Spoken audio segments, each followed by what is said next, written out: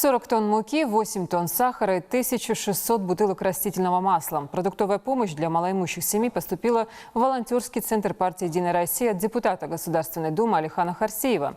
Ингушский меценат решил оказать поддержку для нуждающихся жителей нашей республики в период пандемии коронавируса и в честь священного месяца Рамадан. Всю помощь распределили согласно заявкам, которые поступили от граждан, в волонтерский центр по оказанию помощи.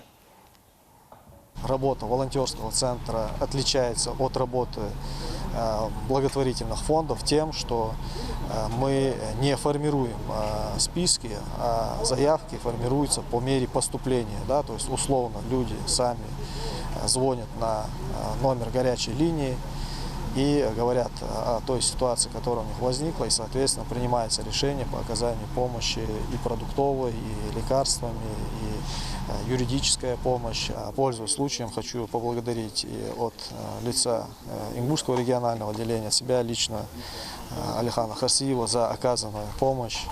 Я думаю, это будет хорошим подспорьем тем нуждающимся гражданам в период пандемии.